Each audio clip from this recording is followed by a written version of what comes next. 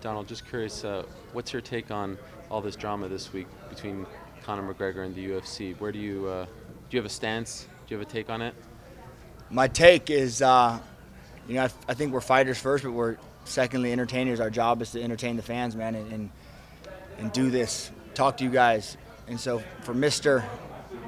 Press Conference, not to want to do a press conference is insane. They're talking upwards of $8-9 million that he's throwing away or whatever. I would literally ride a rocket ship to the moon for 6 months for $10 million to do a press conference. So, but he said he's a puppet, he's a monkey. That's our job is to entertain. So that's really all I have to say about that. That's what we do as part of the job. When you sign your name on the X, we need to go and I have to do all the media obligations for Ottawa. You think I want to?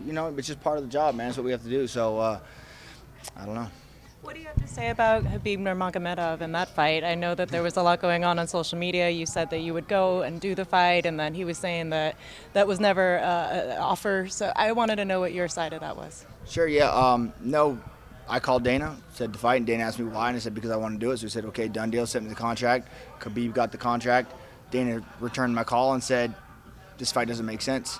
We're not even going to do it. We're going to act like it never even got offered. It never even happened. Then Khabib saying I got injured or whatever, and he was tweeting me pictures of his contract. Like, yeah, mine was signed too, man. I have the same. It's just Dana called me and said it doesn't make any sense. We're not going to take you off Ottawa. We need to sell tickets.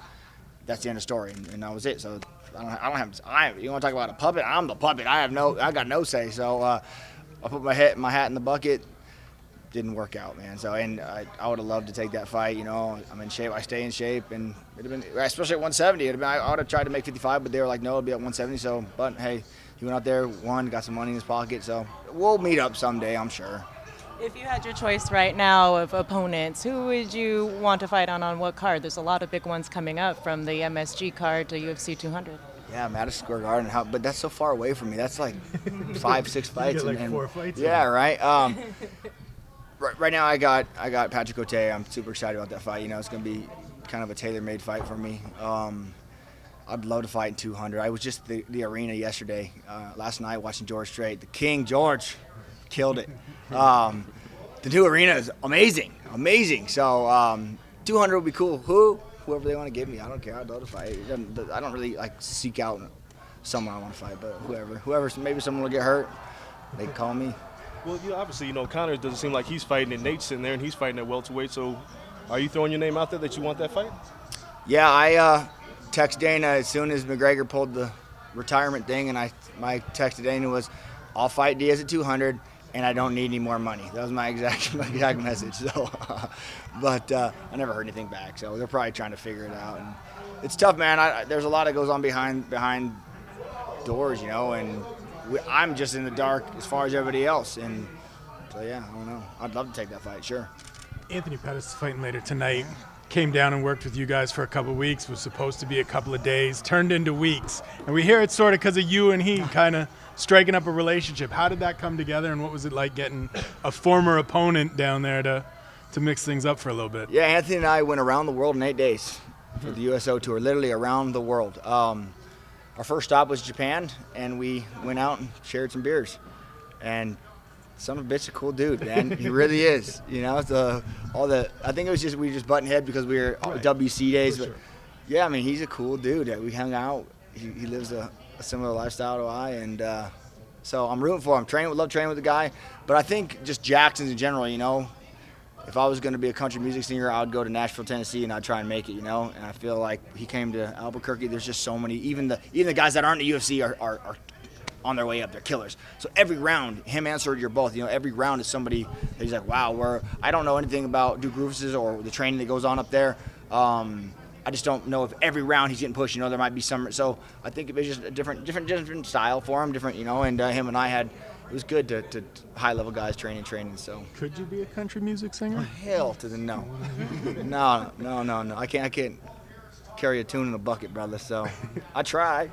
Fighting Pat Cote up in Ottawa. We know Sunday is always fun day. Have you started scouting? Like, there's some nice cottages. There's good fishing. RV. I got an RV. All right. Well, So in my, I didn't know if you were in taking my, the RV. well, RV in up. my mind, when I was like, yeah, Ottawa, I'll just drive. I thought it was like above Michigan. I was like, yeah, I'll just come back Great Lake. No, no. Yeah. So I'm in the process of figuring out if I want to make the 36-hour haul or not.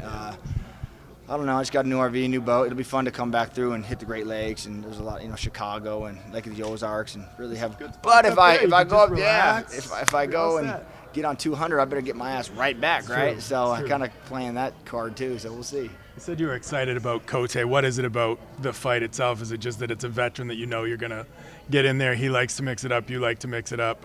Yeah. Good chance at that bonus check. I love bonus checks. Yeah, he's a veteran, like you said. Good guy. He's a big guy. I'm not big at all. I'm like 78 right now. So I love this 70-pound, eat whatever the hell I want diet I'm on. So it's cool. It's cool. I'm excited for the fight, man. Just fighting. I love getting those paydays, pay my toys off, and buy some new ones, and just live broke, man. That's the stay hungry. You did say earlier that Patrick Cote, that fight was sort of tailor-made for you, though. I mean, why do you think that? He's gonna want. I believe he's gonna want to try and stay. He's gonna try and take me down. He's not gonna be able to. It's just gonna be a stand-up. What everyone wants to see. Everyone loves knockouts. No one likes to see wrestling and boring fights, man. They like to see two guys go out there trying to knock each other's head off. So I have zero head movement, and I think it's gonna be exactly one of those fights. So this is just one fight at welterweight, or what? I don't know what I'm doing. I'm gonna when they call me and say, hey, we need you back at 55, I'm gonna say, okay. The ranking system kind of makes me a little upset. I dropped me to like 25th or whatever I am now. I don't know, but who knows? I'll make 55, no problem. No, there is a problem. There's a problem. 55 is tough now without the IVs. You can't main vein fluids anymore, so it's tough. We're at 70. Oh, man, wake up, do a little light jog, and I'm easy. So 75 with the boys are so big. I'm fighting grown-ass men. It's a little boy at 55. Donald, I know you were at a concert last night, but I'm wondering if you heard or saw Benson's Bellator debut, and are you surprised that he lost? I didn't see the fight. I DVR'd it at the trailer, so I was going to watch it, but I heard he lost. I got the text, and I'm going to go home and watch it. I haven't seen any footage or clips or anything of it yet, but surprised. The guy who's fighting is tough, right? So I don't know if Ben just didn't pull the trigger. I can't even make an accurate comment because I haven't seen anything on it yet. So to be fair, my buddy Ben, Yeah. It was a rather dominant loss on his part. It was one-sided. Oh, wow. 5-0. Says you, not me. I don't know. Well, the judges scored it 5-0, so I'm just saying. Sure. I just wanted to go back to the Conor thing, if I can, Yeah. for a second. Do you feel, you say that you'll fly to the moon and do that, and that's, respectful, but is there ever a point where you feel like, gosh, I don't feel like doing this? Is there a way of figuring it out? Because it wasn't just like he didn't show up and pulled a no-show. There tried to be some sort of negotiation. Do you sympathize at least with his stance, considering how big everything's become for him? Do you see where he's coming from at all, or no? Oh, sure. I absolutely feel where he's coming from. And the guy is probably the best at marketing himself and marketing the UFC. So for him to, the UFC want to use him, yeah, because when he speaks, people listen. So of course the UFC's gonna be like, oh yeah, we need, yep. So it's probably a lot on his plate. So yeah, I feel him. I definitely feel him. And trying to balance the training and all the traveling and the late night shows he does. So I don't have that luxury of doing all that stuff. So I can't even speak on his behalf. But I'm sure it sucks. But it's got to be fun too, man. Right? Enjoying the crazy ride. At least for me, it'd be fun. You mentioned a lot of guys who are really killers, who are up and coming and fighting as hard as they can. Did you notice anyone put a target on your back ever? Or when Pettis comes to your gym, do you see these up and coming guys like, oh, I can really build a name for myself and look good if I go a little harder than normal? Yeah, Greg and Brandon Gibson and all our striking coaches down, they're really good at not letting that happen. So Pettis gets in there. They're not like the little kid in the corner, like, pick me. They're like, yeah, maybe later, so they kind of got it figured out who's going with who. So as far as a target, no, it's not like that down there. It's not like a shark pin, you're just getting there getting mauled. But no, I think Pettis came down. First day, it was just him and I. We would just go 5-6 rounds, just him and I, and then slowly started introducing other people. And so yeah, I think he likes it. I like having him down there. Your thoughts on Eddie Alvarez and Rafael dos Anjos? Hey man, he got the call. Good for him. Yeah, go give it hell, Eddie. Yeah, RDA hits very hard. Man, Good job. Hope he gets it.